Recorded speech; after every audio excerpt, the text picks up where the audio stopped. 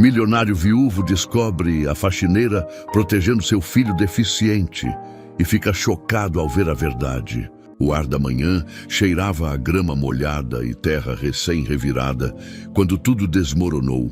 Joana ainda tinha as mãos encharcadas de água sanitária, as luvas amarelas pingando sobre o chão de pedra portuguesa do jardim. Estava terminando a limpeza da área externa quando ouviu o grito. Não era qualquer grito, era daqueles que cortam o silêncio como vidro quebrando. Não volte a tocar no meu noivo nem no filho dele. Você não é ninguém. Vanessa Albuquerque estava de vermelho, sempre de vermelho, como se o mundo precisasse vê-la de longe. Como se ela fosse uma bandeira fincada no território que considerava seu. O vestido justo marcava cada curva do corpo esguio, o salto fino afundava na grama úmida e o dedo indicador, decorado com o anel de esmeraldas que Ricardo havia dado no noivado, apontava direto para o rosto de Joana. Mas Joana não recuou. Seus olhos foram direto para o menino. Pedro estava na cadeira de rodas, travado entre a mulher gritando e a empregada que supostamente não deveria existir.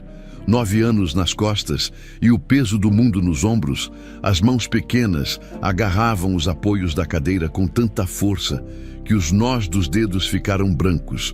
Os lábios tremiam, tentando segurar o choro que todo mundo fingia não ver. E foi isso que fez Joana se mover. Ela deu um passo à frente, um único passo, mas firme, e colocou a mão molhada de cloro no ombro magro do menino. A outra mão, ainda enluvada, estendeu-se à frente como um escudo invisível entre Vanessa e Pedro. Eu estava só ajudando ele a descer a rampa, dona Vanessa. O chão estava escorregadio depois da chuva de ontem. A voz saiu baixa, mas sem tremer. Joana aprendeu cedo que gritar não resolvia nada quando você não tinha poder. O que resolvia era não baixar os olhos, era se manter de pé mesmo quando tudo dentro de você pedia para correr. Vanessa deu uma risada seca, daquelas que não tem graça nenhuma, ajudando.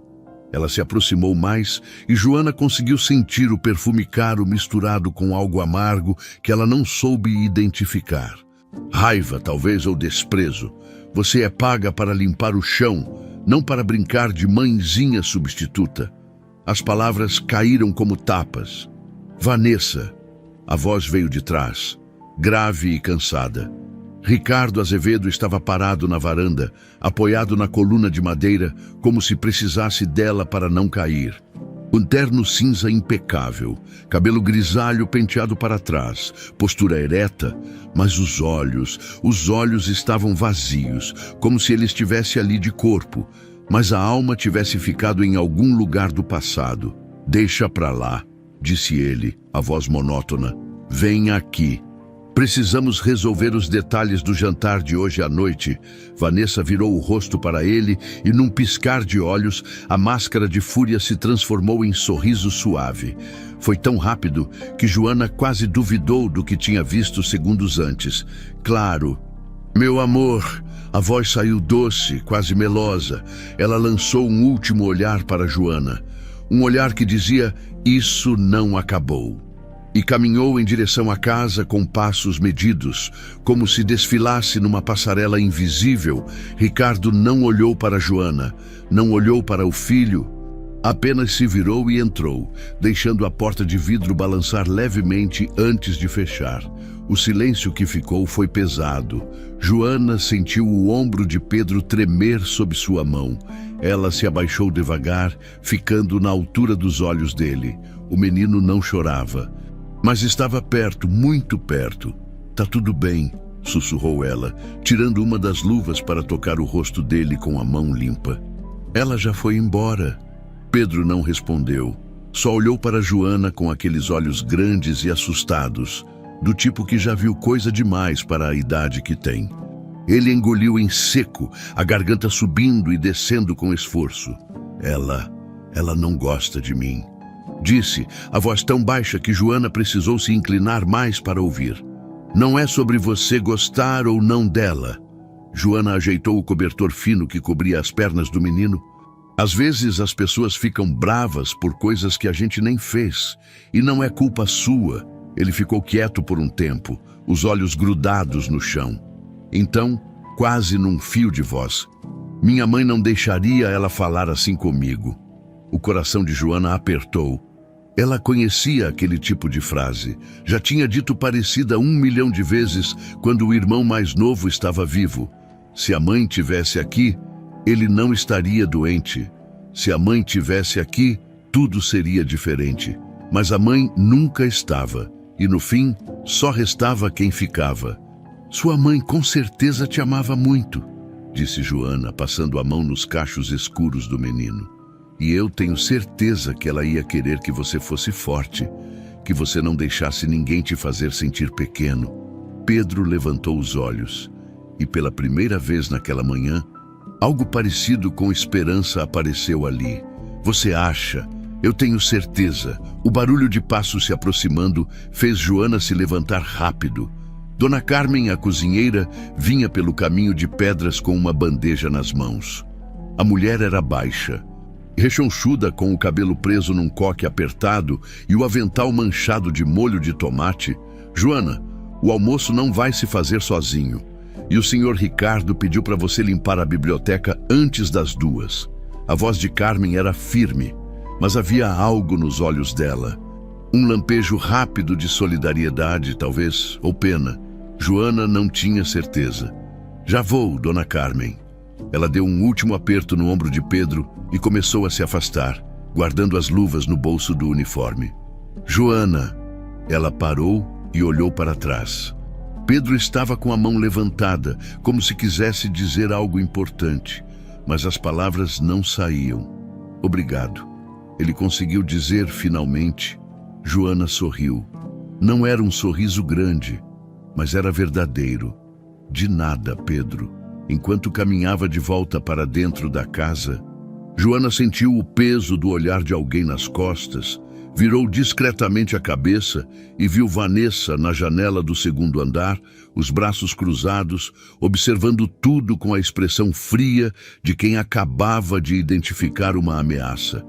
E pela primeira vez, desde que começara a trabalhar na fazenda Santa Buganvilha, Joana teve medo, não por ela, mas por aquele menino frágil que ninguém parecia proteger direito, porque ela conhecia aquele olhar, já tinha visto antes, em gente que não hesitava em machucar quando algo, ou alguém, atrapalhava seus planos. E Pedro, ela percebeu com um frio na espinha, estava no caminho. Joana conhecia bem o sabor da invisibilidade. Tinha aprendido cedo, ainda menina em Ribeirão das Neves, quando a mãe saía de madrugada para trabalhar em 3 casas diferentes e voltava de noite com as costas doendo e os pés inchados.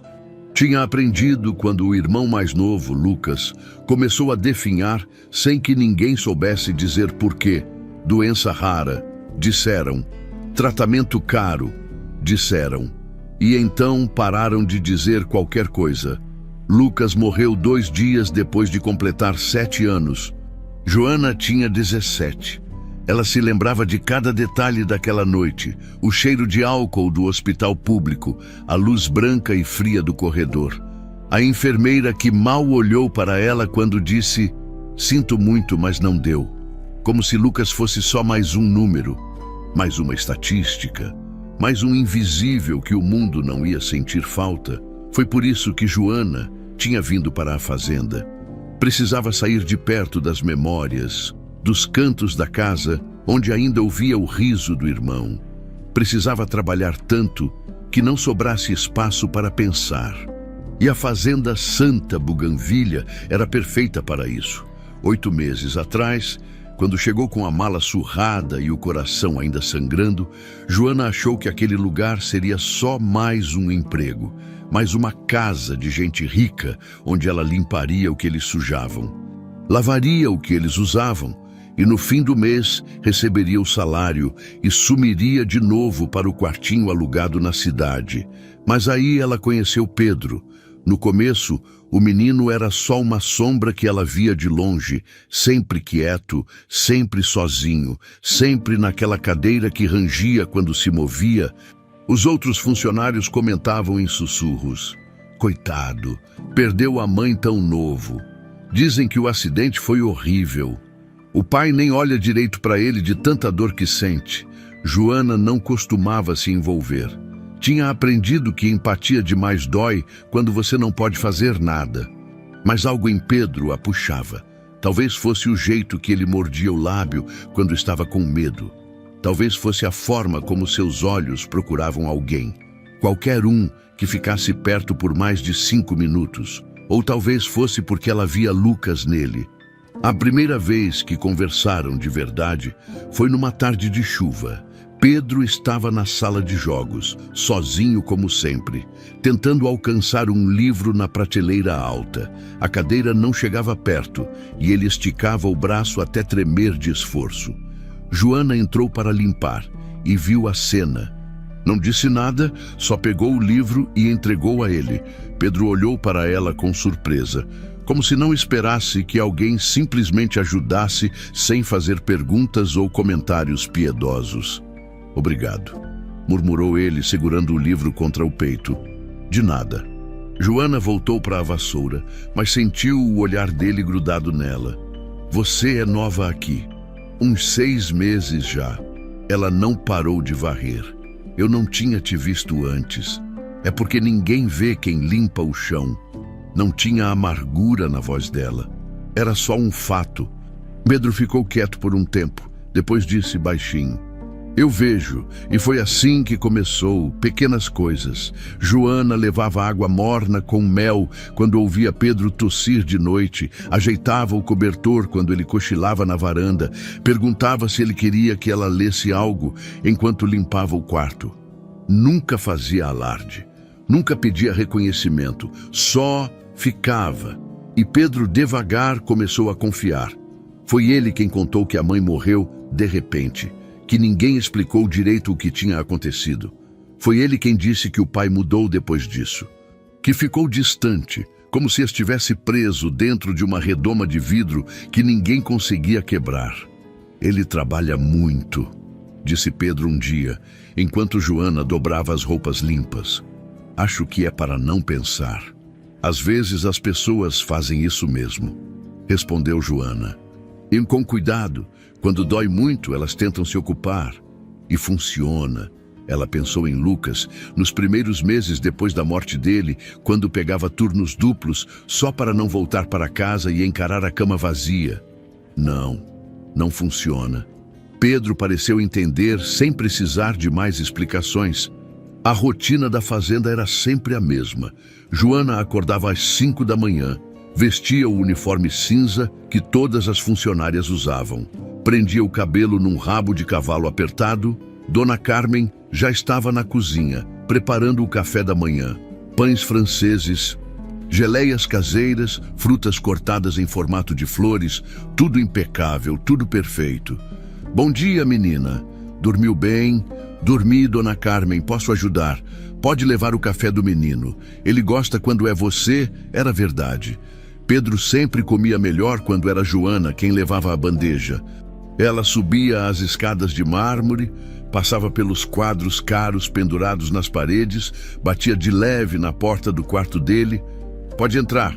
Pedro já estava acordado, sentado na cama com um caderno no colo. Fechou rápido quando ela entrou, mas não rápido o suficiente.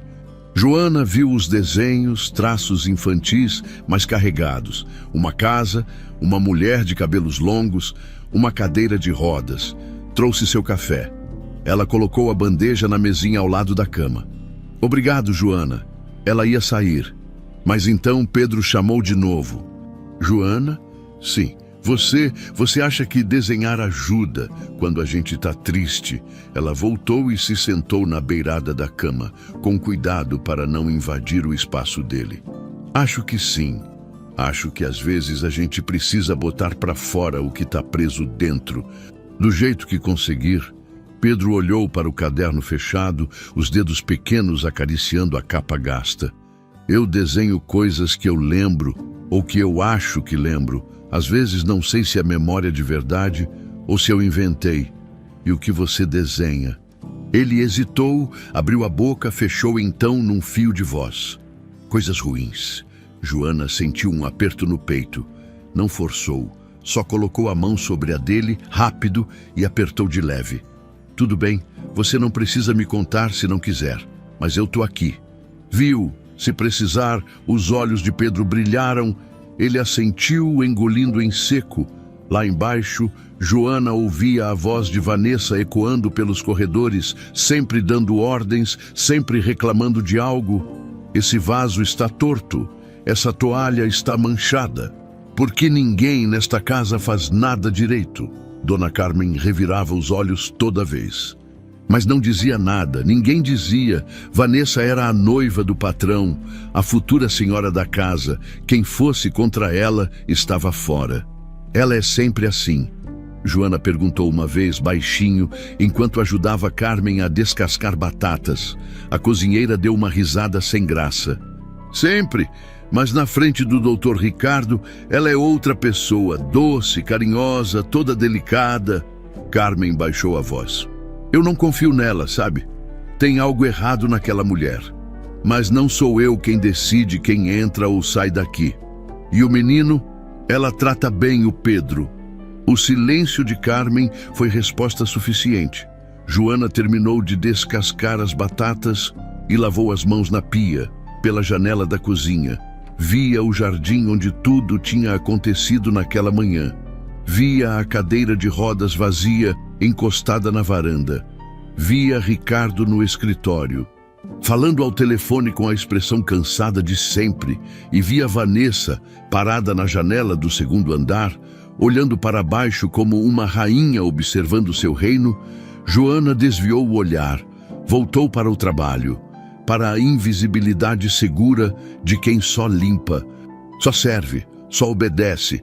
Mas algo dentro dela tinha mudado, porque ela tinha visto o medo nos olhos de Pedro e conhecia medo de verdade quando via. Foi numa tarde de quinta-feira que Pedro mostrou o caderno de verdade. Joana estava limpando o quarto dele, passando o pano nas prateleiras cheias de livros que pareciam nunca ter sido abertos. Pedro ficava quieto na cadeira, perto da janela, olhando para o jardim lá embaixo. O silêncio era confortável. Não era daqueles que pesam. Era do tipo que duas pessoas que se entendem conseguem compartilhar sem desconforto. Joana, posso te mostrar uma coisa? Ela parou de limpar e virou para ele. Havia algo diferente na voz do menino, uma urgência contida, um medo misturado com necessidade. Claro, o que é?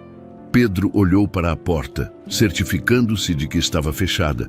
Depois, com movimentos cuidadosos, levantou um pouco o corpo e enfiou a mão sob o assento acolchoado da cadeira de rodas. Tinha um bolso escondido ali, costurado na parte de baixo do estofamento. Ele puxou um caderno. Não era o mesmo que Joana tinha visto dias antes. Este era menor, mais gasto, com as bordas amassadas e manchas que pareciam de lágrimas antigas. Ninguém sabe disso, sussurrou Pedro, segurando o caderno contra o peito. Nem meu pai, nem ela. Joana se aproximou devagar e se ajoelhou ao lado da cadeira, ficando na altura dos olhos dele. Você não precisa me mostrar se não quiser, mas se quiser, eu prometo que não vou contar para ninguém. Pedro respirou fundo. Então, com as mãos tremendo levemente, abriu o caderno. A primeira página era um desenho simples. Uma casa, a fazenda Santa Buganvília, reconhecível pelas janelas grandes e pelo jardim na frente. Mas havia algo estranho. O céu estava preto, pintado com força, como se o lápis tivesse quase rasgado o papel. Esse é do dia que minha mãe morreu, disse Pedro, a voz mal saindo. Eu era pequeno, mas eu lembro do céu. Ficou escuro de repente, como se fosse cair uma tempestade. Joana engoliu em seco, virou a página. O próximo desenho mostrava uma mulher de cabelos longos, deitada numa cama, ao redor dela. Havia várias figuras em pé, mas sem rosto, apenas silhuetas pretas. E no canto, escrito com letra infantil e torta: Mamãe não acordou. Me disseram que foi o coração. Continuou Pedro, os olhos fixos no desenho. Que ela dormiu e não acordou mais. Mas eu lembro de gritos naquela noite, lembro de gente correndo e lembro de uma voz que eu nunca tinha ouvido antes, falando baixo com meu pai no corredor. Que voz? Pedro não respondeu, só virou mais uma página, e foi aí que Joana sentiu o sangue gelar. O desenho mostrava um menino numa cadeira de rodas no topo de uma rampa, e atrás dele, uma figura feminina com um vestido vermelho. A figura tinha uma mão estendida como se estivesse empurrando, e embaixo, escrito com pressão no lápis, ela disse: "Assim ele aprende." Joana ergueu os olhos para Pedro. O menino estava com as bochechas molhadas, mas não soluçava. As lágrimas apenas escorriam em silêncio, como se já tivessem aprendido a cair sem fazer barulho. "Foi ela", disse ele, a voz quebrando. "Foi a Vanessa. Ela me empurrou, eu lembro." "Pedro." Joana mal conseguia respirar. "Quando foi isso?" "Um ano e meio atrás, logo depois que ela apareceu." Ele limpou o rosto com as costas da mão. "Meu pai estava viajando. Ela ficou responsável por mim. Disse que eu precisava aprender a descer a rampa sozinho, que eu estava ficando muito dependente. E aí ela me levou até a rampa que dá para o porão, a que tem a descida mais íngreme. Disse que era para eu tentar descer. Eu falei que estava com medo." A voz dele falhou. Ela ficou brava, disse que eu era fraco igual minha mãe. E então ela me empurrou. Joana sentiu as unhas cravarem nas palmas das próprias mãos. "Você contou para alguém?" Pedro balançou a cabeça. "Eu tentei, mas quando acordei no hospital, todo mundo disse que eu tinha caído sozinho, que eu tinha tentado descer e perdi o controle. A Vanessa jurou que tinha me avisado para não ir por aquela rampa. E meu pai..." Ele soluçou. "Meu pai acreditou nela." Joana virou mais páginas. Havia outros desenhos. Uma enfermeira com uma seringa, um copo de leite com algo escuro flutuando dentro, uma mão com anel, o mesmo anel de esmeraldas que Vanessa usava, segurando um frasco pequeno. "Esses são de agora", explicou Pedro, a voz mais firme. "Das coisas que eu vejo quando ela acha que eu estou dormindo, ou quando ela pensa que eu não entendo." "Você vê ela fazendo o quê, Pedro?" Ele apontou para o desenho do copo de leite. "Ela coloca algo na minha bebida. Não sempre, mas às vezes, e depois eu fico tonto, ou com dor de cabeça, ou..." Ele olhou para as próprias pernas. "Ou mais fraco." Joana sentiu um frio subir pela espinha. Não era paranoia, não era imaginação de criança, era memória, era observação, era medo, baseado em experiência real. "Por que você não contou para o seu pai?" "Eu tentei." A voz de Pedro saiu mais alta. Desesperada, ele se controlou e continuou num sussurro. "Mas ela sempre está lá, sempre ouvindo, e quando eu falo alguma coisa, ela torce tudo. Faz parecer que eu estou inventando, que eu estou triste por causa da minha mãe e por isso fico imaginando coisas ruins. E seu pai acredita nela, sempre." Joana fechou os olhos por um segundo. Respirou fundo quando abriu, olhou direto para Pedro. "Eu acredito em você." As palavras saíram firmes, sem hesitação. Pedro piscou, como se não tivesse certeza de ter ouvido direito. "Mas não acredita?" "Acredito. Eu vi o jeito que ela olha para você.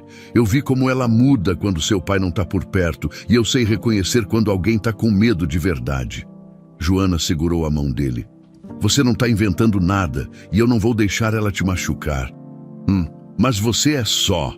Pedro parou, percebendo o que ia dizer. "Só uma empregada." Joana sorriu, mas era um sorriso triste. "É verdade, eu sou. Mas às vezes quem salva não é quem tem poder, é quem se importa de verdade." Pedro apertou a mão dela de volta, como se estivesse se agarrando a uma boia no meio do oceano. "Você promete que não vai embora?" "Prometo." Eles ficaram assim por um tempo. Joana ajoelhada no chão, Pedro na cadeira, os dois segurando um segredo que ninguém mais acreditava.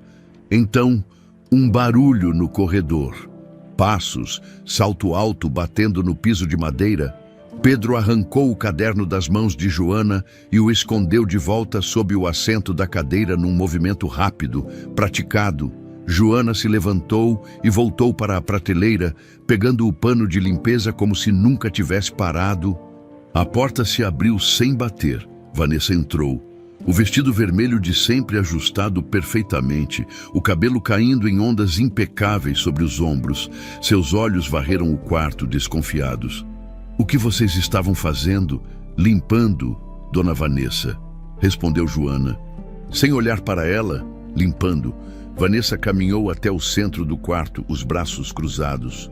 Engraçado, pareceu que estavam conversando. "O menino me perguntou se eu podia pegar um livro para ele." "Que livro?" Joana apontou para um qualquer na prateleira. Vanessa olhou desconfiada, mas não disse nada. "Pedro, seu pai quer falar com você. Desce agora." "Sim, Vanessa."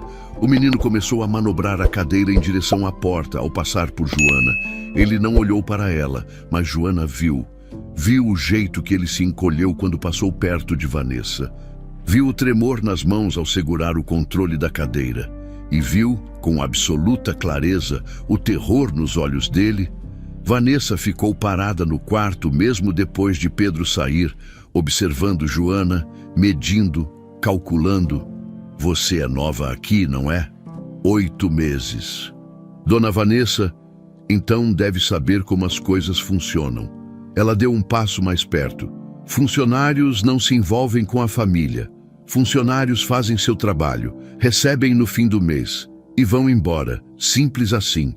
Joana continuou limpando, mas sentiu cada palavra como uma ameaça velada. "Eu entendo, Dona Vanessa." "Ótimo." Vanessa virou para sair, mas parou na porta. "E Joana, se eu descobrir que você anda colocando ideias na cabeça do menino, você vai se arrepender." Ela saiu, deixando o perfume caro no ar e um silêncio pesado. Joana largou o pano. Suas mãos tremiam, porque agora ela sabia, não era suposição, não era impressão. Pedro estava em perigo real, e ela era a única que acreditava nele. A mudança veio na segunda-feira seguinte. Joana chegou de manhã como sempre, mas quando foi pegar o carrinho de limpeza, Dona Carmen a parou com uma expressão de pena no rosto. "A Dona Vanessa pediu para você limpar a ala dos quartos de hóspedes hoje, mas essa não é minha área. Eu cuido da ala principal e..." "Eu sei." Carmen baixou a voz, mas ela insistiu. "Disse que precisa de alguém mais cuidadoso na ala onde o menino fica." Joana sentiu o estômago afundar. Entendeu imediatamente. Vanessa estava tirando ela de perto de Pedro. E quem vai cuidar da ala principal? A Neuza. Neuza era nova, tinha chegado há 3 semanas. Não conhecia Pedro, não conhecia ninguém. Era perfeita para os planos de Vanessa. "Entendi." Joana pegou o carrinho e foi para a ala dos hóspedes. 3 andares de quartos vazios que ninguém usava, com móveis cobertos por lençóis brancos e janelas que não eram abertas há meses. O cheiro de mofo grudava nas paredes. Ela limpou tudo, cada canto, cada superfície, trabalhou até as mãos arderem e as costas doerem. E quando terminou, ainda tinha a lavanderia, e depois a despensa, e depois a garagem. Vanessa tinha dobrado suas tarefas. No fim do dia, Joana mal conseguia ficar em pé. Desceu para a cozinha com o corpo pedindo descanso, mas a mente ainda acesa. Precisava ver Pedro, precisava ter certeza de que ele estava bem. "Carmen, você viu o menino hoje?" A cozinheira não levantou os olhos do fogão. "Vi de longe. Ele estava no quarto dele a tarde toda." "Ai, sozinho." A Neuza levou o almoço. E ele comeu. Carmen finalmente olhou para Joana. E havia preocupação genuína ali. "Não sei, minha filha, não sei." Joana subiu as escadas naquela noite, mesmo sabendo que não deveria. Passou pelo corredor silencioso. Os quadros nas paredes parecendo observá-la com desaprovação, parou em frente à porta do quarto de Pedro, bateu de leve, nada, bateu de novo. "Pedro, sou eu." A voz que veio de dentro era fraca. "Joana." Ela abriu a porta devagar. O quarto estava escuro. Apenas a luz do abajur ao lado da cama iluminava fracamente o espaço. Pedro estava deitado, pálido, com olheiras profundas que não estavam lá dias antes. O que aconteceu? Joana correu até ele, colocando a mão na testa do menino. Estava quente. Você está com febre? Eu não sei. Ele falava devagar, como se cada palavra custasse esforço. Eu tomei o leite no almoço e depois comecei a me sentir mal. O sangue de Joana gelou. Que leite? A Neuza trouxe. Disse que era da Vanessa, que ia me fazer bem. Você ainda tem o copo? Pedro apontou fraco para a mesinha de cabeceira. Lá estava, um copo de vidro, ainda com um resto de líquido branco no fundo. Joana pegou o copo e levou até o nariz. Cheirou. Havia algo ali, um cheiro metálico, quase imperceptível, escondido sob o aroma adocicado do leite. Não era natural. Pedro, escuta. Ela segurou a mão dele. Amanhã, não importa quem traga a sua comida. Você não come nem bebe nada sem me chamar antes, entendeu? Mas a Vanessa vai desconfiar. Não me importa. Você me promete. Ele olhou para ela. Assustado, mas assentiu. Prometo. Joana pegou o copo e saiu do quarto com ele, escondido sob o avental, desceu pelas escadas de serviço, passou pela cozinha vazia e foi até a área de serviço nos fundos. Ali, longe de olhos curiosos, despejou o resto do leite num pote de vidro pequeno que encontrou no armário. Fechou bem e escondeu no fundo da sua bolsa. Não sabia o que fazer com aquilo ainda, mas era evidência, era prova, era a primeira peça real. Os dias seguintes foram uma guerra silenciosa. Vanessa não gritava mais, não precisava. Havia formas mais sutis de tortura. Na quarta-feira, Joana foi revistada ao sair do trabalho. Vanessa estava lá, de braços cruzados, assistindo enquanto o segurança abria a bolsa de Joana e revirava tudo. É só uma precaução, disse Vanessa, a voz doce como mel envenenado. Entende? Nem algumas coisas pequenas têm sumido pela casa, canetas, bijuterias, nada grave, mas preciso ter certeza. A humilhação queimou na garganta de Joana.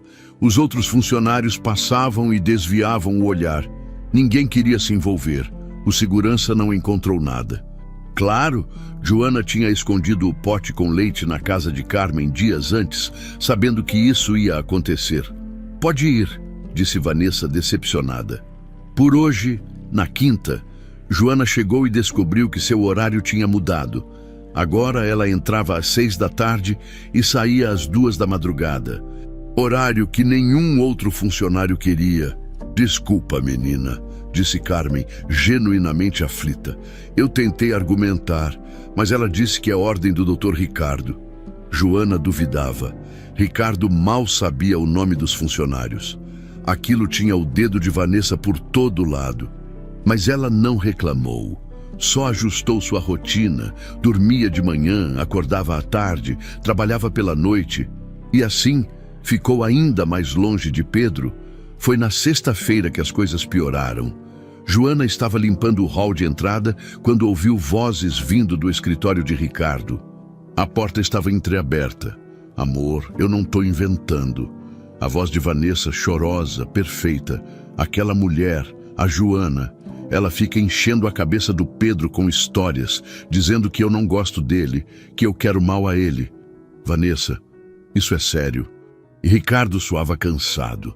Eu juro, o Pedro mesmo me contou. Disse que ela fica perguntando se eu trato bem ele, se eu faço coisas ruins quando você não tá. Mentira, mentira descarada. Joana quis entrar ali e gritar a verdade, mas sabia que não adiantaria. A palavra de uma empregada contra a da noiva, nem em sonho. Eu vou conversar com ela, disse Ricardo. Não, amor, não precisa. Vanessa mudou o tom rapidamente. Eu não quero criar caso, só... Presta atenção, tá? Observa, porque eu tenho medo que ela queira criar problema entre nós. Sabe como tem gente que não gosta de ver os outros felizes? Joana recuou antes que a vissem. O coração batia descompassado. Vanessa estava jogando sujo agora. Estava plantando sementes de desconfiança. E o pior, estava funcionando naquela noite. Joana finalmente conseguiu ver Pedro. Esperou até ter certeza de que Vanessa tinha saído para jantar com Ricardo em Belo Horizonte. Subiu as escadas, bateu na porta. Pedro estava melhor que dias atrás, mas ainda pálido. "Eu estava com saudade", disse ele. E a voz soou tão pequena que Joana sentiu vontade de chorar. "Eu também. Desculpa não ter conseguido vir antes. Eu sei. A Vanessa tá fazendo de propósito, né?" "Tá." Não adiantava mentir. "Mas eu continuo aqui. E eu não vou desistir de você." Pedro olhou para ela, os olhos grandes e assustados. "Joana, eu encontrei uma coisa." "O quê?" Ele pegou um papel amassado debaixo do travesseiro. Era uma folha de receituário médico, rasgada, mas ainda legível. "Achei no lixo do banheiro da Vanessa. Ela deve ter esquecido de jogar fora direito." Joana pegou o papel. Era uma receita em nome de Pedro, mas as dosagens estavam erradas, muito erradas. O remédio era para dormir, mas a quantidade prescrita era a tripla do recomendado para uma criança. E embaixo, uma assinatura ilegível, não era do médico da família. "Pedro, isso é importante, muito importante. O que a gente faz?" Joana dobrou o papel e guardou no bolso. "Eu vou descobrir quem assinou isso e vou provar que ela tá te machucando de propósito." "Mas e se ela descobrir que você sabe?" "Deixa ela descobrir." Joana falou com uma coragem que não sentia completamente, mas precisava que Pedro tivesse esperança. Precisava que ele aguentasse mais um pouco, porque agora ela tinha provas concretas. O leite, a receita, os desenhos. Faltava apenas uma coisa: alguém que acreditasse nela. E esse alguém, ela sabia, teria que ser Ricardo. Mesmo que ele não quisesse ouvir, mesmo que doesse, mesmo que significasse o fim do mundo perfeito que ele construiu em cima de mentiras, porque se ela não fizesse nada agora, Pedro não teria muito mais tempo. E Joana não ia falhar de novo, não como tinha falhado com Lucas. Desta vez, ela ia lutar até o fim. Joana gastou quase metade do salário do mês para mandar analisar o líquido do pote. Conhecia um laboratório pequeno em Ribeirão das Neves, de um técnico que tinha ajudado quando Lucas estava doente. Ele não fez perguntas, só pediu 3 dias. Foram os 3 dias mais longos da vida dela. Durante esse tempo, Joana observava tudo. Cada movimento de Vanessa, cada refeição de Pedro, cada mudança na rotina da casa, e encontrou mais coisas na terça-feira, enquanto limpava o escritório de Ricardo, quando ele tinha viajado para Belo Horizonte. Joana vasculhou a lixeira, no fundo, embaixo de papéis amassados de trabalho. Encontrou um envelope rasgado. Era de uma clínica em Lagoa Santa, da Renata Carvalho, médica particular. Dentro, um recibo de consulta em nome de Pedro, mas datado de um dia em que ela tinha certeza que Pedro não tinha saído da fazenda. Joana tirou foto com o celular velho e guardou o envelope no fundo da bolsa. Na quarta, enquanto recolhia as toalhas para lavar, encontrou algo estranho no banheiro da suíte de Vanessa, dentro de um nécessaire de couro fino, escondido entre frascos de perfume caros. Havia um vidro pequeno sem rótulo, líquido transparente. Joana destampou e cheirou. O mesmo cheiro metálico do leite. Seu coração disparou, tirou o frasco, guardou no bolso do uniforme e colocou outro vidro vazio no lugar. Se Vanessa percebesse, saberia que estava sendo investigada, mas era um risco que precisava correr. Naquela mesma noite, Joana ouviu vozes. Estava descendo as escadas de serviço quando percebeu luz acesa no escritório. Eram quase 11 da noite. Ricardo já tinha voltado da viagem e estava no quarto. Quem estaria lá? Aproximou-se devagar. Os passos silenciosos no corredor escuro. A porta estava entreaberta e através da fresta viu Vanessa ao telefone. "Eu sei que está demorando mais do que o planejado." A voz era baixa, irritada. Mas ele é mais resistente do que eu pensava. Silêncio. Ela escutava alguém do outro lado. Não pode ser de uma vez. Chamaria a atenção, precisa parecer natural. Doença, fraqueza progressiva. Pausa. Se adoecer de novo, melhor ainda. Aí a gente aumenta a dose e ninguém desconfia. Joana sentiu o sangue gelar. Gravou mentalmente cada palavra. Queria gravar no celular, mas tinha medo do bip denunciar sua presença. Quanto você quer? Vanessa suspirou. Tá bom, mas depois disso, você não aparece mais, entendeu? Não quero rastros. Pausa mais longa. O casamento vai ser em 2 meses. Depois disso, eu assumo tudo. E você recebe o resto. Joana recuou devagar, o coração batendo tão forte que tinha medo que Vanessa ouvisse. Subiu as escadas em silêncio, trancou-se no quarto e anotou tudo num caderno velho. Data, hora, palavras exatas que tinha ouvido. Era um cúmplice. Vanessa não estava agindo sozinha. Na quinta-feira, o resultado do laboratório chegou. Joana foi buscar pessoalmente, no horário de almoço, pegando 2 ônibus até Ribeirão das Neves. O técnico a recebeu com expressão grave. Joana, onde você arranjou isso? Ele mostrou o papel com os resultados. Por quê? Porque tem midazolam aqui. É um sedativo forte, usado em hospitais para procedimentos, em doses altas. Pode causar parada respiratória, especialmente em crianças. As pernas de Joana quase falharam. Segurou na bancada para não cair.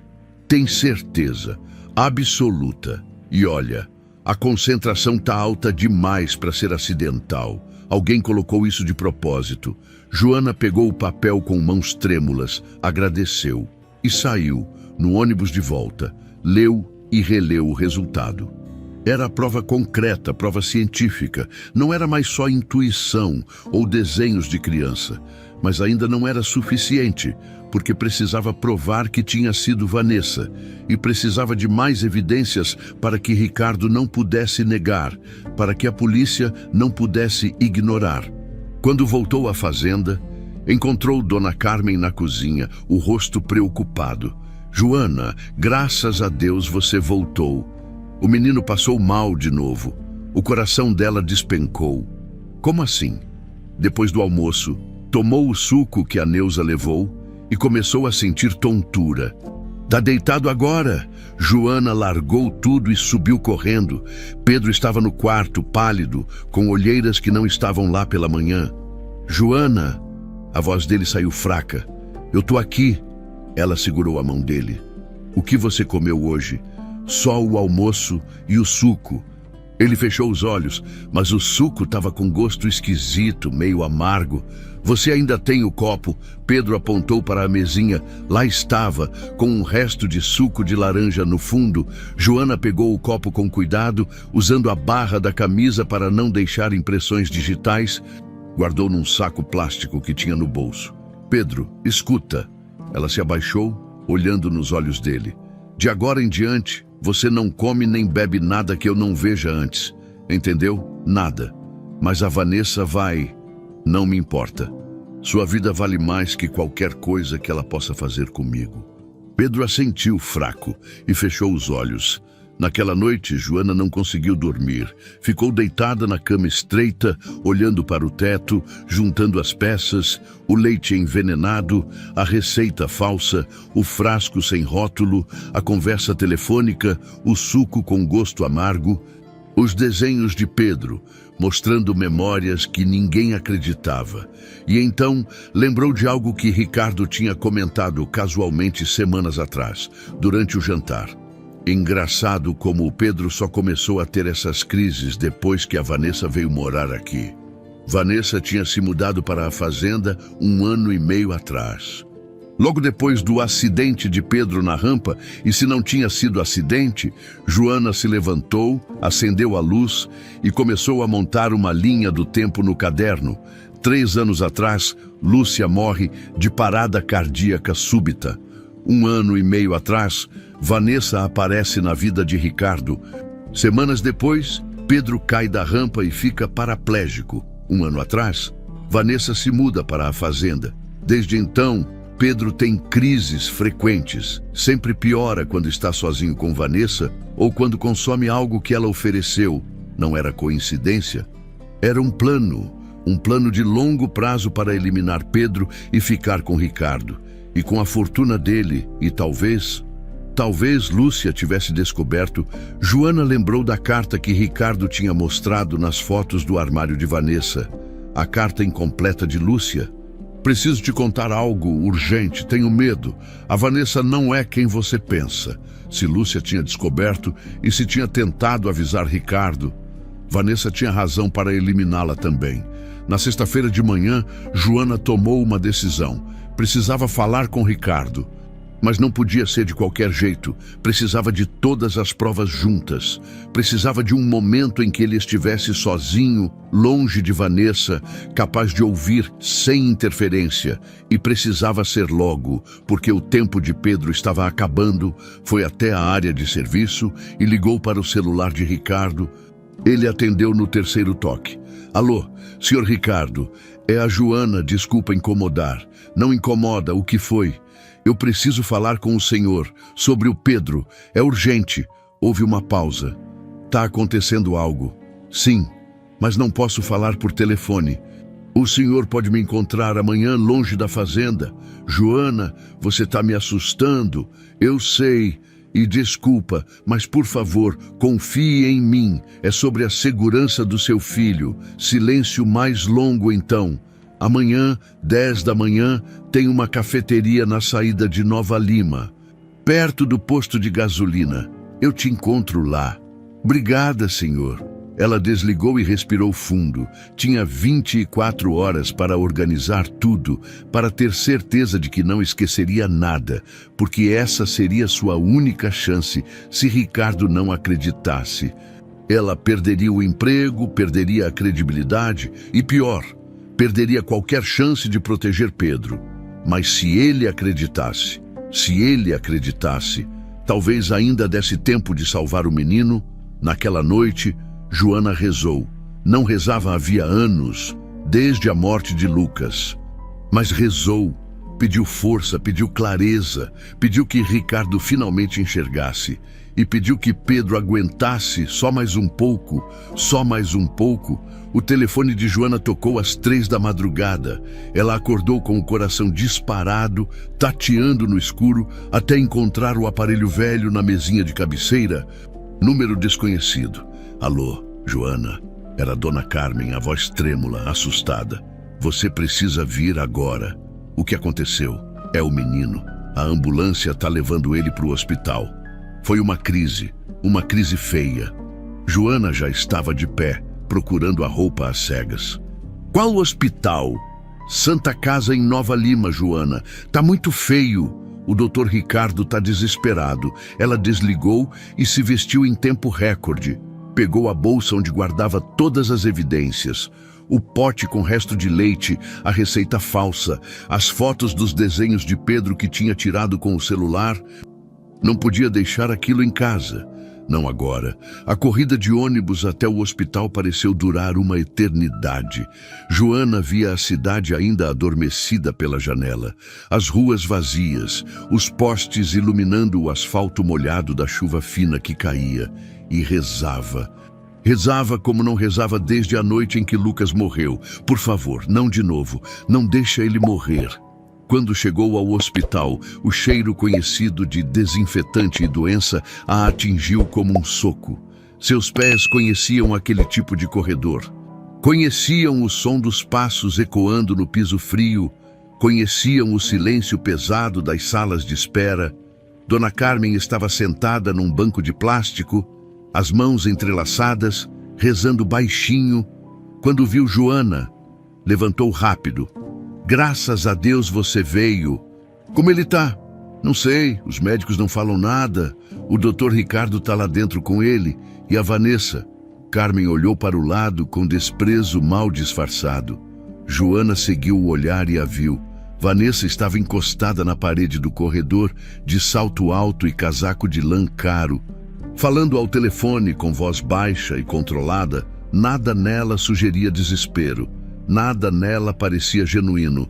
Sim, eu sei, mas precisa ser agora. O Ricardo tá vulnerável. Uma pausa. Eu disse que você seria pago, só faz o que eu mandei. Joana se aproximou sem fazer barulho. Vanessa ainda não tinha percebido sua presença. Se der errado, você vai se arrepender. Vanessa desligou e guardou o celular na bolsa. Quando virou, deu de cara com Joana. Por uma fração de segundo, algo passou no rosto de Vanessa. Surpresa, raiva. Mas foi tão rápido que quase pareceu imaginação.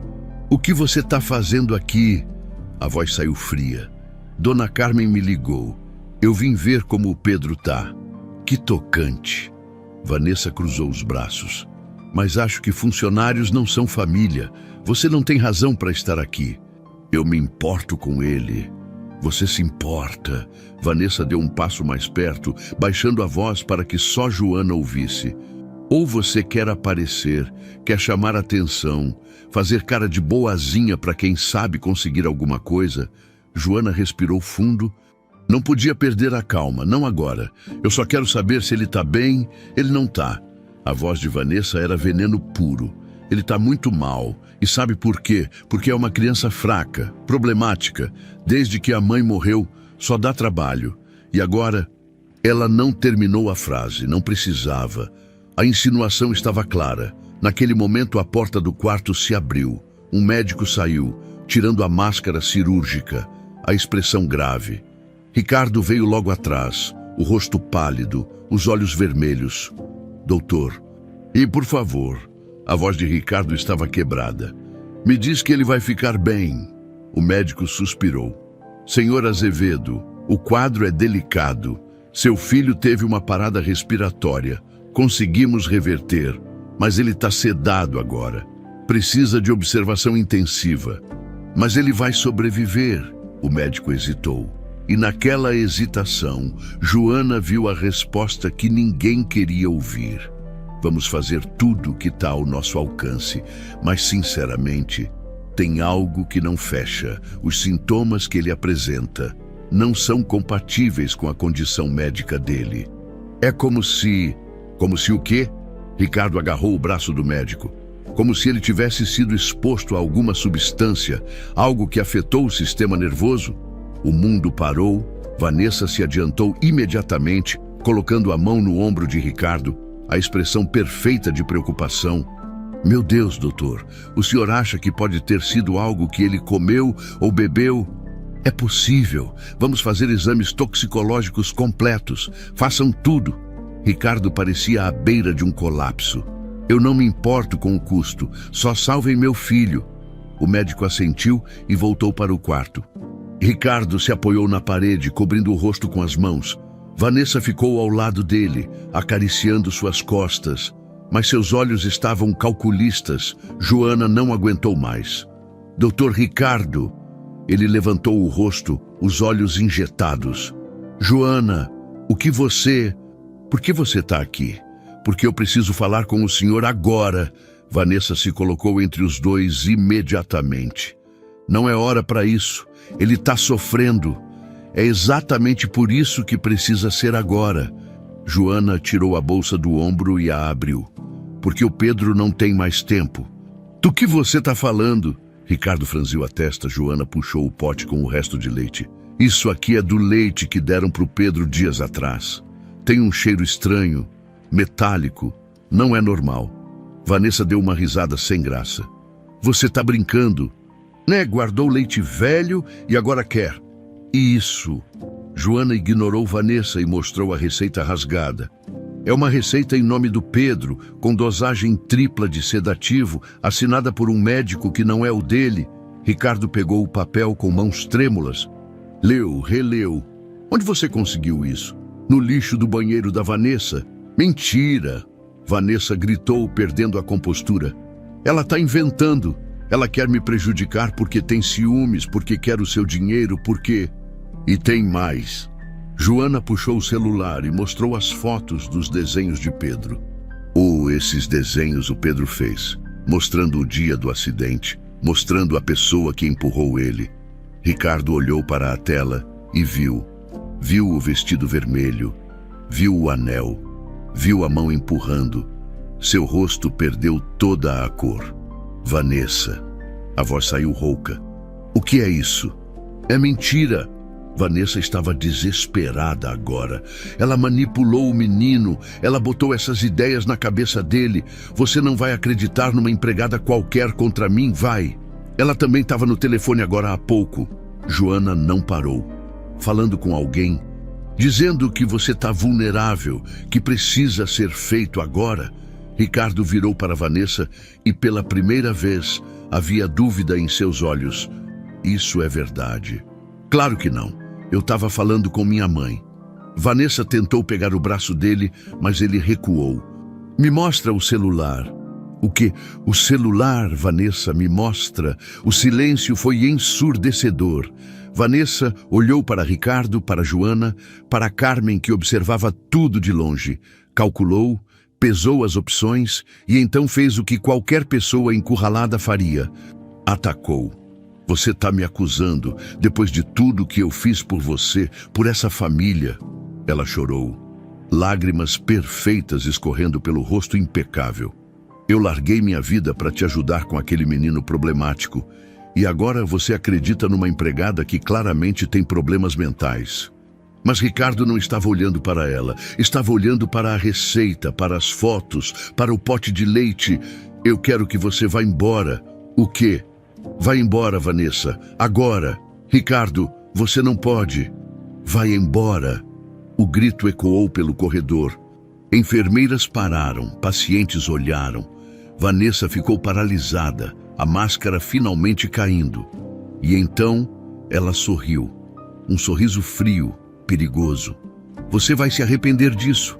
Ela pegou a bolsa, ajeitou o cabelo e saiu pelo corredor com passos firmes. Deixando o perfume caro e uma ameaça no ar, Ricardo desabou no banco. Joana se sentou ao lado, sem dizer nada. Depois de um longo silêncio, ele sussurrou. Eu quase perdi meu filho por cegueira, por orgulho. Ainda dá tempo, disse Joana. Baixinho, ele ainda está vivo. Ricardo olhou para ela, os olhos cheios de lágrimas que finalmente podiam cair. Obrigado. Obrigado por não desistir dele. Joana não respondeu. Só ficou ali, porque era isso que se fazia. Você ficava, mesmo quando o mundo desmoronava, mesmo quando doía, mesmo quando ninguém acreditava.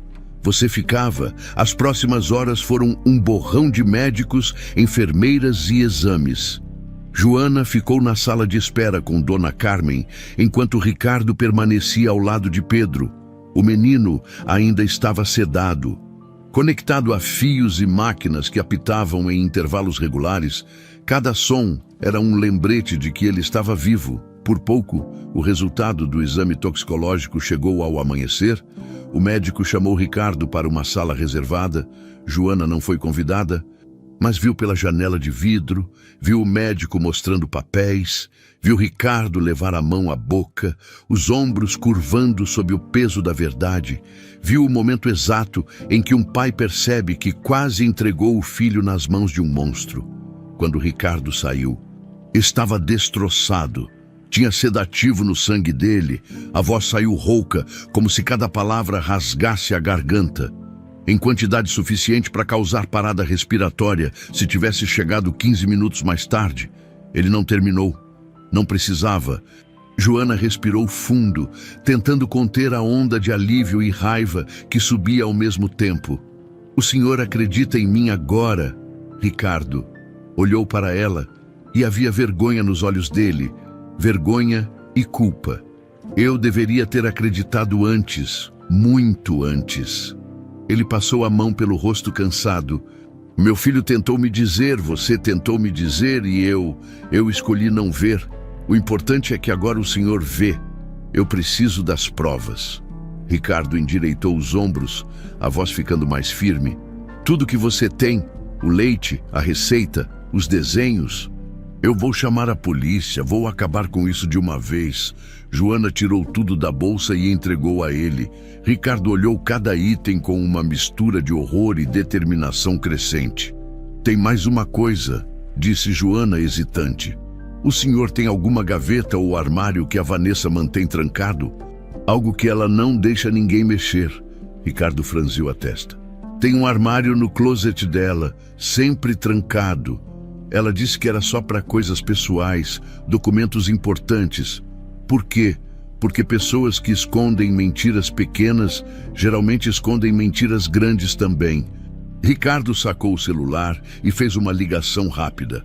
Alfredo, preciso que você vá até a fazenda agora. Pegue um chaveiro e abra o armário do closet da Vanessa, tira foto de tudo que tiver lá dentro e me manda. Uma pausa. Não é pedido, é ordem. E se ela aparecer, você não deixa ela entrar, chama a polícia se precisar. Ele desligou e olhou para Joana. Agora a gente espera. Mas não precisaram esperar muito. Vanessa apareceu no hospital 1 hora depois. Entrou como um furacão vermelho, os saltos batendo forte no chão. O rosto uma máscara de indignação. Onde ele está? Ela olhou ao redor, os olhos procurando Ricardo. Ricardo, onde você está? Ele saiu do quarto de Pedro e ficou parado no corredor. Joana e Carmen se levantaram, tensas. Vanessa, a voz dele era gelo. Eu pedi para você ir embora. Você pediu enquanto estava em choque, mas agora você deve ter percebido que foi manipulado por essa. Ela apontou para Joana com desprezo. Por essa oportunista. Ricardo deu um passo à frente. Você chama de oportunista a pessoa que salvou meu filho enquanto você tentava matá-lo. Eu não fiz nada, Vanessa gritou, e a voz ecoou pelo corredor. Pacientes e enfermeiras pararam para olhar. Você está delirando. Essa mulher te envenenou contra mim. Ricardo puxou o celular do bolso e mostrou a tela. Então me explica isso. Eram fotos, dezenas delas, do armário secreto de Vanessa. Havia o caderno de desenhos de Pedro, aquele que tinha desaparecido. Havia documentos, um relatório sobre o acidente na fazenda, 3 anos atrás, com anotações à mão sobre falhas na rampa e uma data específica, 2 dias antes da queda de Pedro. E o que mais pegou? E-mails impressos. Conversas entre Vanessa e alguém chamado Deire Henrique, discutindo dosagens, efeitos colaterais, como fazer parecer natural. E no fundo do armário, uma caixa de sapatos dentro dela, mais frascos, todos sem rótulo, todos cheios de líquidos claros. Vanessa olhou para as fotos e empalideceu. Pela primeira vez, não tinha resposta pronta. Isso não. E tem isso aqui também. Ricardo ampliou uma imagem específica. Era uma carta antiga, amarelada. A caligrafia era delicada, feminina. Ricardo, preciso te contar algo urgente. Tenho medo. A Vanessa não é quem você pensa. Por favor, proteja nosso filho. Ela já ameaçou. A carta estava rasgada no meio, incompleta, mas a assinatura era clara. Lúcia. O silêncio foi absoluto. Ricardo tinha lágrimas escorrendo pelo rosto agora, sem vergonha. Minha esposa... A voz dele tremeu. Minha esposa tentou me avisar. E eu nunca vi essa carta porque você a escondeu. Vanessa recuou um passo, depois outro. A máscara estava rachando pedaço por pedaço. Ela estava com ciúmes, paranoica. Eu só quis ajudar você a seguir em frente. Ajudar. Ricardo avançou. Você matou minha esposa. Você tentou matar meu filho e eu quase deixei você conseguir. Não. Vanessa perdeu completamente a compostura. Você não entende. Eu fiz tudo por nós. Por um futuro. Aquele menino só atrapalhava. Ele era fraco, doente. Um peso, e você merecia alguém que te fizesse feliz de verdade. As palavras saíram num jato descontrolado, confissão pura, crua. Ricardo ficou paralisado, o rosto contorcido entre horror e nojo. Então, uma voz pequena veio de trás. Eu vi o seu anel quando você me empurrou. E todos viraram. Pedro estava na porta do quarto, apoiado numa enfermeira, pálido, fraco, mas de pé, os olhos fixos em Vanessa. Você disse, assim ele aprende. A voz do menino era baixa, mas firme. E você empurrou minha cadeira, eu lembro. Vanessa olhou para o menino e algo nela se quebrou de vez. Não era remorso, era raiva, raiva pura de ter sido pega. Você devia ter morrido, sibilou ela, toda a falsa doçura evaporada, naquela rampa, ou com os remédios, ou agora. Mas você é teimoso demais. Igual sua mãe. Você matou minha mãe, não era pergunta, era afirmação. E Vanessa não negou, ela sorriu. Um sorriso torto, amargo. Ela descobriu que eu estava perto demais de vocês, que eu tinha planos, ia estragar tudo. Então sim. Vanessa ergueu o queixo. Eu resolvi o problema. Ricardo cambaleou. Joana segurou seu braço antes que ele caísse. E foi naquele momento que 2 policiais entraram pelo corredor. Alfredo, o segurança da fazenda, tinha chamado assim que abriu o armário e viu o que tinha dentro. Vanessa Albuquerque, um dos policiais, se aproximou. Ela virou vendo as algemas na mão dele e pela primeira vez teve medo real nos olhos. Não, esperem, eu posso explicar. Foi mal entendido. Eu não. A senhora está presa por tentativa de homicídio, adulteração de medicamentos e suspeita de homicídio doloso. Vanessa tentou correr, tentou passar pelos policiais, mas eles a seguraram. Ela gritou, esperneou, chorou, mas não eram mais lágrimas de atriz, eram de pânico. Ricardo, ela gritou enquanto era arrastada. Ricardo, você vai se arrepender. Eu fiz tudo por você, tudo. A voz dela ecoou pelo corredor até sumir completamente, quando as portas do elevador se fecharam. O silêncio que ficou era pesado, mas diferente. Não era mais o silêncio da mentira. Era o silêncio do choque, da verdade finalmente exposta, do fim de uma farsa que quase custou vidas. Ricardo caiu de joelhos, não aguentou mais, desabou ali mesmo, no chão frio do hospital, soluçando como não soluçava há anos. Pedro saiu da porta, a enfermeira ajudando, e foi até o pai. Colocou a mão pequena no ombro dele. Pai! Ricardo levantou o rosto, os olhos vermelhos. Eu sinto muito. Sua voz estava quebrada. Eu sinto tanto, Pedro. Eu falhei com você, eu falhei com sua mãe. Mas agora você está aqui, Pedro falou baixinho. E ela se foi. Pai e filho se abraçaram. Um abraço apertado, desesperado, de quem quase perdeu tudo e finalmente entende o valor do que tem. Joana se afastou discretamente, dando espaço. Dona Carmen veio ao lado dela e segurou sua mão. Você salvou ele. Menina, Joana balançou a cabeça. Não, ele se salvou, eu só acreditei. E talvez fosse isso. Talvez salvar alguém não fosse sobre heroísmo. Fosse só sobre acreditar quando ninguém mais acredita. Ficar quando todo mundo vai embora. Ver quando todos fecham os olhos. Joana olhou pela janela do corredor, lá fora. O sol nascia sobre Nova Lima, um novo dia, e desta vez, Pedro estaria vivo para ver. Os 3 dias seguintes foram de silêncio e reconstrução. Pedro ficou internado sob observação. Os médicos queriam ter certeza de que não haveria sequelas do envenenamento. Ricardo não saiu do lado dele nem por 1 minuto. Dormiu na poltrona desconfortável do quarto. Comeu o que as enfermeiras traziam e, pela primeira vez em anos, estava totalmente presente. Joana ia visitar toda a tarde. Levava desenhos novos para Pedro. Folhas em branco e lápis de cor que comprou com o próprio dinheiro. O menino desenhava agora coisas diferentes. Árvores, pássaros, o jardim da fazenda sem sombras ameaçadoras.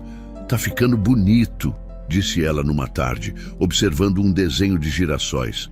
É pro meu quarto novo. Pedro não tirou os olhos do papel. Meu pai disse que eu posso decorar do jeito que eu quiser. Joana sorriu. Era um começo. Ricardo apareceu na porta com 2 copos de suco, entregou um para Pedro e outro para Joana. Ela hesitou. Senhor, eu não preciso... Por favor. A voz dele era suave. Cansada, mas suave. Aceita. Ela pegou o copo. Os três ficaram ali, num silêncio confortável. O tipo de silêncio que não precisa ser preenchido com palavras vazias. Depois de um tempo, Pedro cochilou. Ricardo fez sinal para Joana o seguir até o corredor. Preciso te pedir desculpas de novo, começou ele. Sei que já pedi, mas não é suficiente, nunca vai ser. O senhor não precisa. Preciso. Ele a interrompeu. Você arriscou seu emprego, sua segurança, sua reputação, por um menino que nem era sua responsabilidade. E eu duvidei de você, deixei que Vanessa te humilhasse, te afastei do meu filho quando era justamente você quem ele precisava. Joana olhou para os próprios pés. As palavras eram sinceras, ela sentia, mas ainda doíam. Eu só fiz o que qualquer pessoa deveria fazer. Mas ninguém mais fez. Ricardo encostou na parede, o peso do mundo nos ombros. Todos na fazenda viam, Dona Carmen via, os outros funcionários viam. E eu era o pior de todos, porque eu morava na mesma casa e escolhi não ver. Ele cobriu o rosto com as mãos. Minha esposa, Lúcia, ela tentou me avisar e eu não escutei. Achei que ela estava com ciúmes, que estava exagerando. Vanessa era tão convincente, tão perfeita, e eu estava tão perdido na minha própria dor que preferi acreditar na mentira bonita do que encarar a verdade feia. O senhor estava sofrendo. Pessoas sofrendo fazem escolhas ruins às vezes. Isso não é desculpa. Ricardo levantou o rosto. Os olhos estavam vermelhos, mas secos. Não havia mais lágrimas, só determinação. Mas eu vou consertar. Vou fazer tudo diferente agora. Joana assentiu.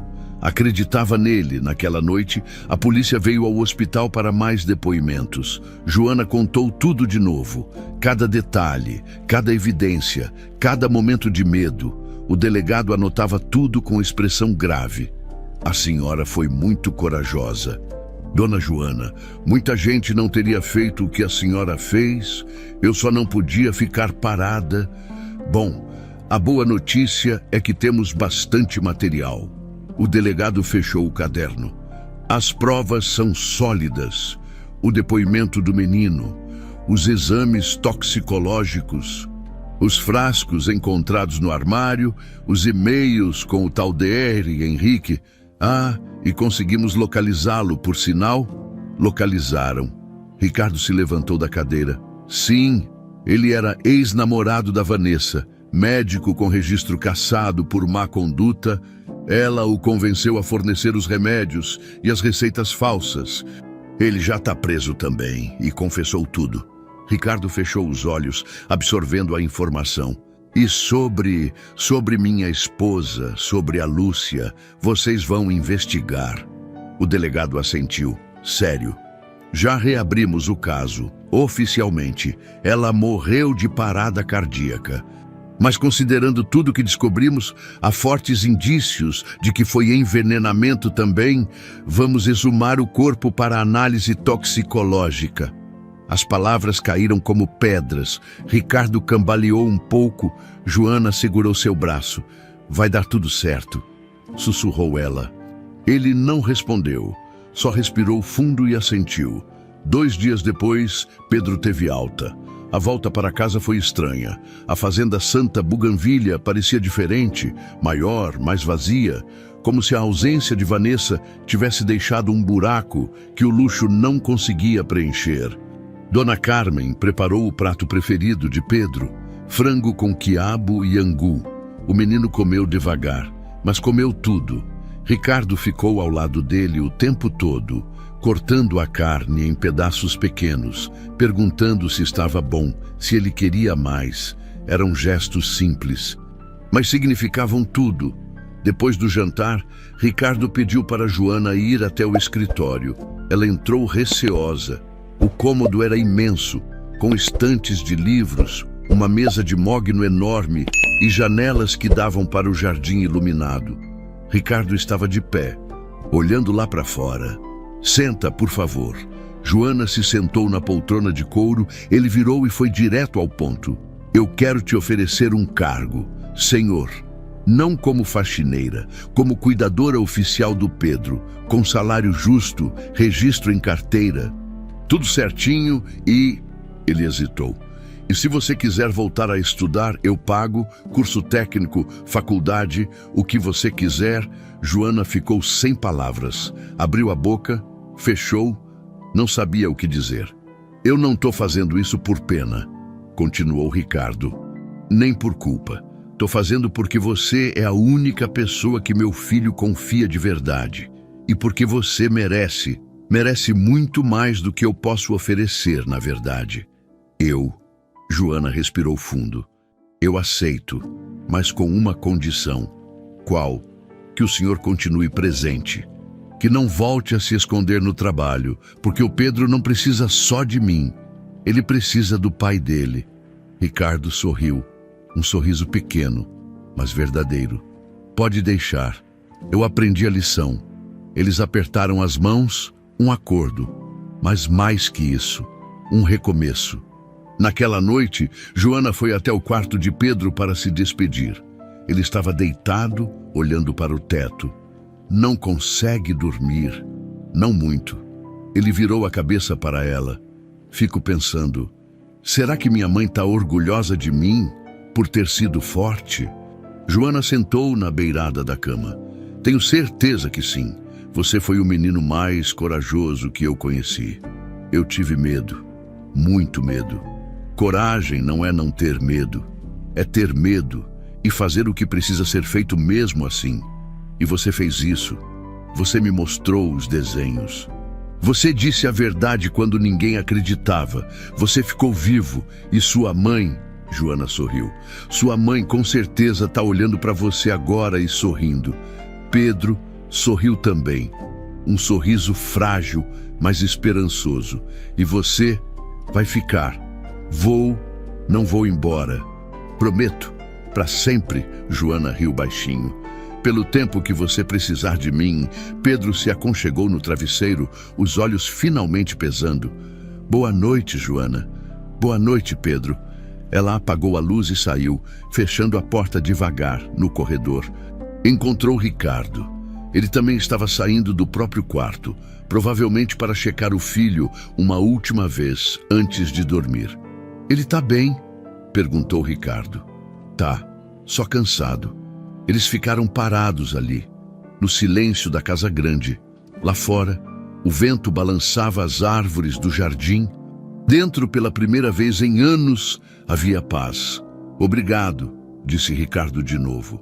Para de agradecer. Joana sorriu. A gente é uma equipe agora. Equipe. Ele repetiu a palavra como se estivesse experimentando o gosto dela. Gostei disso. E pela primeira vez, a fazenda Santa Buganvília não parecia um mausoléu de dor e luxo. Parecia quase um lar. Ainda havia muito a reconstruir, muitas feridas a cicatrizar, muitas perguntas sem resposta sobre Lúcia, sobre o passado, sobre como seguir em frente.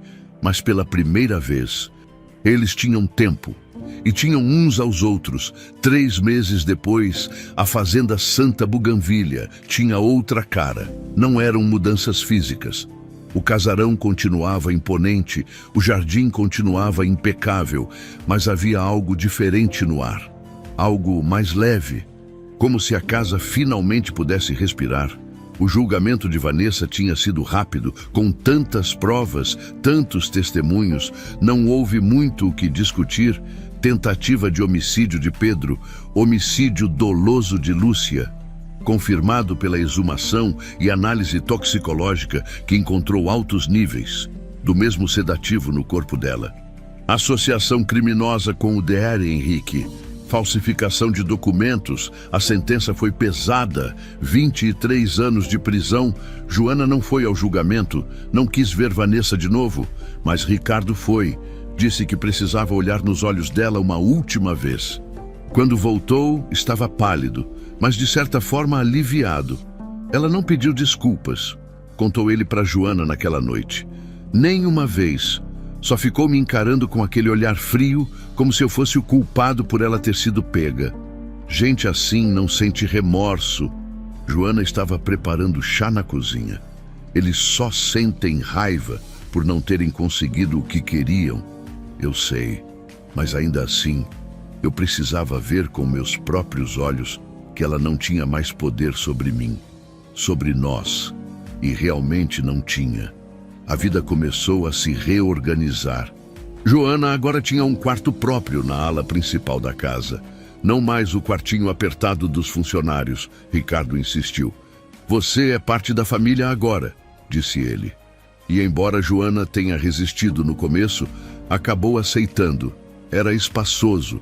Claro, com janelas que davam para o jardim. Tinha uma escrivaninha onde ela estudava todas as noites. Sim, estudava. Ricardo tinha cumprido a palavra. Pagou a matrícula dela num curso técnico de enfermagem na cidade. Joana ia 3 vezes por semana. No período da tarde, Dona Carmen ficava de olho em Pedro enquanto ela estava fora, mas na maioria das vezes o próprio Ricardo é quem cuidava. E essa era a maior mudança de todas. Ricardo tinha reduzido drasticamente as viagens, delegou mais responsabilidades para gerentes de confiança, participava de reuniões por videochamada e, quando precisava viajar, levava Pedro junto. Pai e filho passavam as tardes no jardim, Ricardo empurrando a cadeira de rodas por entre as árvores enquanto conversavam sobre tudo e nada. Meu pai me contou sobre como conheceu minha mãe, disse Pedro uma tarde. Enquanto Joana o ajudava com a fisioterapia, ele estava deitado no colchonete, fazendo exercícios para fortalecer as pernas. E como foi? Num café em Belo Horizonte, ela tinha derrubado o livro que estava lendo, e ele pegou para ela. Pedro sorriu. Aquele sorriso que agora vinha mais fácil. Ele disse que ela era a pessoa mais bonita que ele já tinha visto. Mas não só por fora, por dentro também. Sua mãe devia ser uma mulher incrível. Era. A voz de Pedro ficou mais baixa. Eu ainda tenho saudade. Todo dia, e sempre vai ter. Joana ajudou ele a mudar de posição. Mas sabe o que eu acho? Que ela ia ficar muito orgulhosa de ver você agora, forte, lutando. Você acha mesmo? Tenho certeza. E Pedro realmente estava ficando mais forte. A fisioterapia estava funcionando.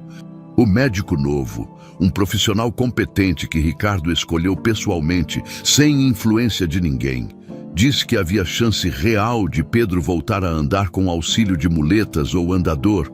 Não seria rápido, não seria fac, mas era possível. E Pedro estava determinado. Eu quero andar no meu aniversário, disse ele uma noite durante o jantar. Nem que seja só alguns passos, mas eu quero. Ricardo olhou para o filho, os olhos brilhando. A gente vai conseguir juntos. As refeições agora eram assim, os 3 sentados à mesa. Ricardo. Pedro e Joana, Dona Carmen servia, mas às vezes sentava também. Vocês não são patrões, dizia ela, são família. E de certa forma eram. A história tinha vazado para a imprensa, claro. Empregada heróica salva criança de madrasta envenenadora. As manchetes eram sensacionalistas, exageradas. Jornalistas tentaram entrevistar Joana várias vezes. Ela recusou todas. Eu não fiz nada de extraordinário, disse ela para Ricardo quando ele perguntou se ela queria falar com a imprensa. Eu só fiz o que era certo. Exatamente por isso que é extraordinário. Ricardo sorriu. Porque tão pouca gente faz. Mas a repercussão trouxe coisas boas também.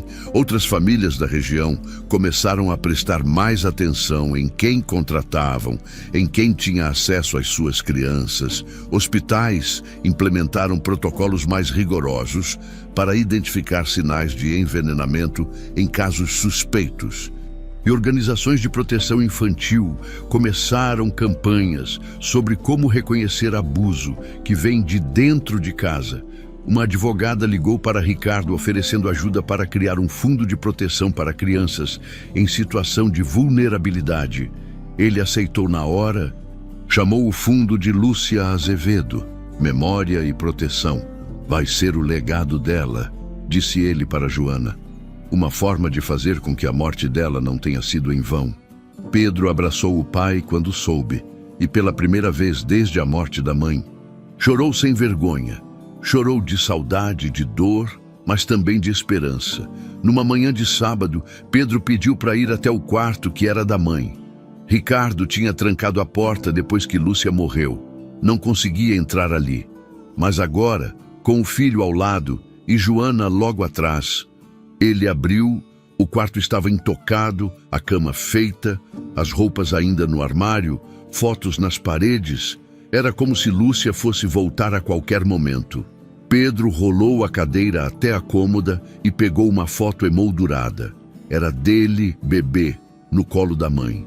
Lúcia sorria para a câmera, os olhos cheios de amor. Ela era linda, sussurrou Pedro. Era, concordou Ricardo, a voz embargada. E você é igualzinho a ela. Eles ficaram ali por um tempo, os três, num silêncio respeitoso. Não era um silêncio triste, era um silêncio de memória.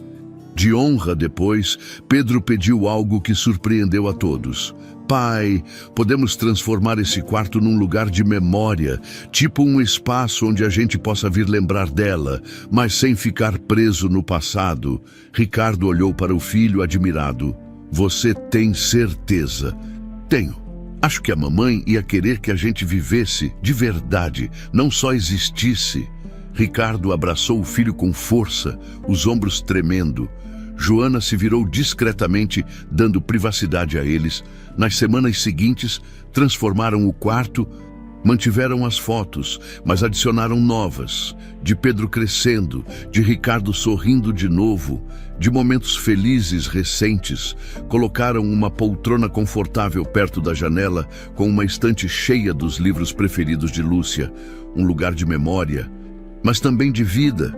E Pedro ia lá toda semana, sentava na cadeira, olhava as fotos e conversava com a mãe em voz baixa, contava sobre a fisioterapia, sobre os desenhos novos, sobre como o pai estava diferente. Você ia gostar da Joana, disse ele uma tarde. Joana ouvindo sem querer do corredor. Ela é forte, igual você, e não desistiu de mim quando todo mundo desistiu.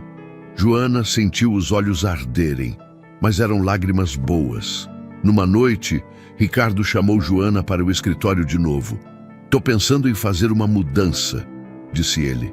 Quero abrir a fazenda para receber crianças em situação vulnerável, tipo um projeto social, com acompanhamento psicológico, fisioterapia, atividades educativas. Joana ficou surpresa. Sério, a gente tem espaço, tem estrutura, e eu tenho recursos. Ele olhou pela janela. Quero que esse lugar seja sinônimo de proteção, não de dor. Acho uma ideia linda. E eu quero que você coordene quando terminar o curso técnico, claro.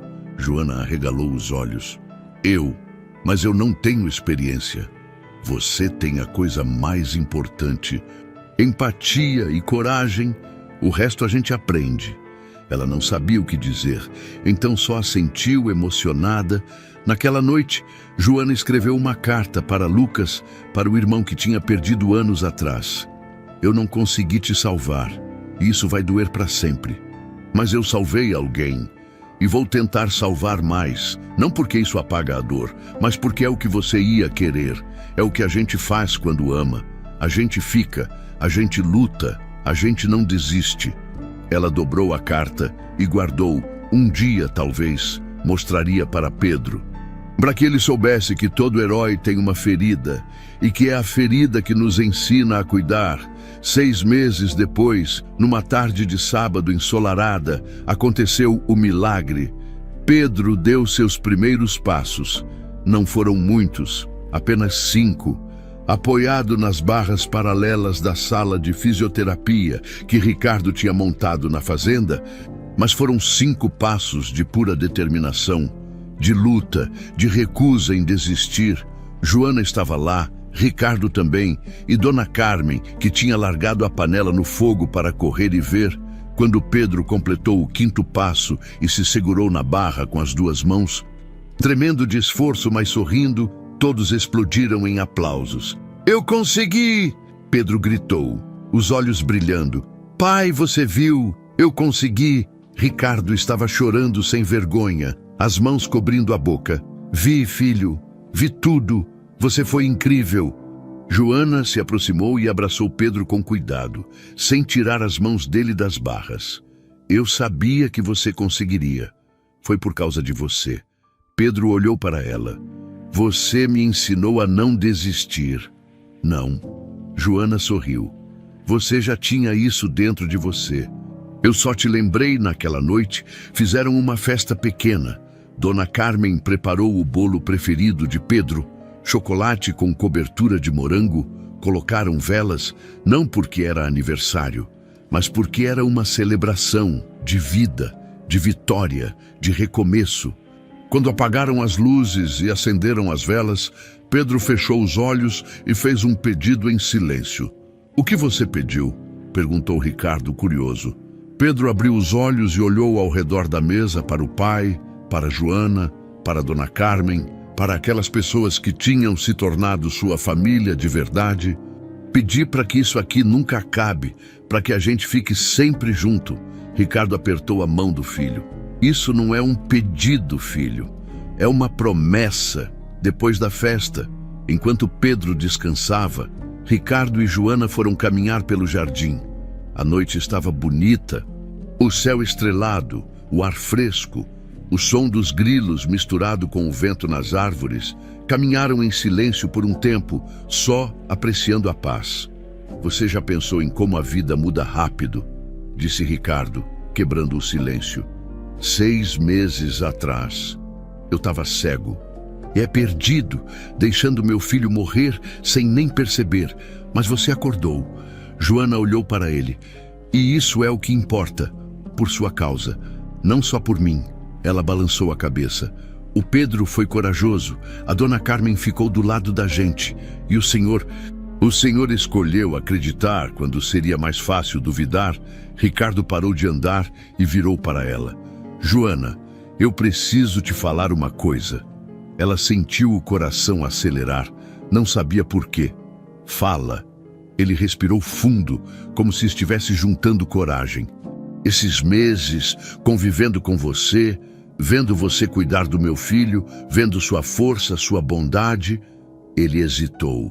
Eu comecei a sentir algo que eu achei que nunca mais ia sentir depois da Lúcia. Joana ficou sem ar. Senhor Ricardo, Espera. Deixa eu terminar. Ele levantou a mão. Eu não estou dizendo isso para te pressionar, nem para criar expectativa. Eu sei que você não tem obrigação de sentir nada por mim, mas eu precisava ser honesto, porque se tem uma coisa que eu aprendi nesses últimos meses, é que mentira e silêncio matam. E eu não quero mais viver assim. Joana olhou para ele, para aquele homem que tinha sido cego, mas agora enxergava, que tinha sido distante, mas agora estava presente, que tinha sido fraco, mas agora era forte, e percebeu que ela também sentia. Não era igual ao que sentia pelo irmão, nem igual ao que sentia por Pedro, era diferente, era algo novo, assustador, mas real. Eu também sinto, sussurrou ela, mas eu tenho medo. Medo de quê? De estragar, de não ser suficiente, de... Ela olhou para as próprias mãos, calejadas de tanto trabalho, de não pertencer a esse mundo. Ricardo segurou as mãos dela com cuidado. Você pertence onde você escolhe pertencer, e esse mundo... Ele olhou ao redor, para a fazenda, para o casarão. Esse mundo não vale nada sem gente de verdade dentro dele. E você é a pessoa mais verdadeira que eu já conheci. Joana sentiu os olhos arderem. E o Pedro, como ele vai reagir? O Pedro te ama. Ricardo sorriu. Acho que ele já te vê como mãe há meses. Só não tinha coragem de dizer. Eu não quero substituir a Lúcia. Nunca. E você não vai. Ele apertou as mãos dela. Ninguém substitui ninguém, mas a gente pode construir algo novo, algo nosso, no tempo certo, do jeito certo. Joana assentiu devagar, as lágrimas escorrendo livres agora. No tempo certo, eles ficaram ali, De mãos dadas, sob as estrelas, não se beijaram. Não era a hora ainda, mas era um começo. Um começo honesto, construído sobre verdade, não sobre mentiras bonitas. No dia seguinte, Pedro deu a Joana um presente. Era um desenho, mas diferente de todos os outros. Mostrava um menino de pé, não mais na cadeira de rodas, mas em pé, apoiado por duas mãos, uma mão grande e forte, com uma aliança de ouro no dedo, a de Ricardo, e outra mão menor, com luvas amarelas, a de Joana, embaixo, escrito com capricho: Minha família. Joana segurou o desenho contra o peito e chorou. Chorou por tudo que tinha perdido, por tudo que tinha encontrado, por tudo que ainda estava por vir. Você gostou? Pedro perguntou ansioso. Eu amei. Ela se abaixou e o abraçou. É o presente mais lindo que eu já ganhei. Semanas depois, a fazenda recebeu as primeiras crianças do projeto social.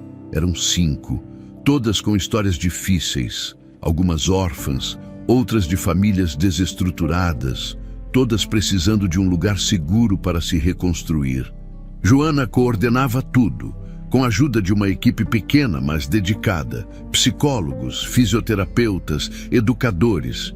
Ricardo tinha investido pesado, mas com critério. Queria qualidade, não quantidade, e funcionava. As crianças corriam pelo jardim, riam, desenhavam, aprendiam que nem todo adulto machucava, que nem toda casa escondia perigo, que era possível confiar de novo. Pedro se tornou uma espécie de irmão mais velho para elas. Contava sua história quando elas tinham medo. Mostrava que era possível sobreviver, que cicatrizes não eram sinônimo de derrota. Numa tarde, uma das meninas, Sofia, 7 anos, que tinha sido abusada pela madrasta, perguntou para Pedro: Como você conseguiu ser forte? Pedro pensou por um momento, depois respondeu: Eu não fui forte sozinho.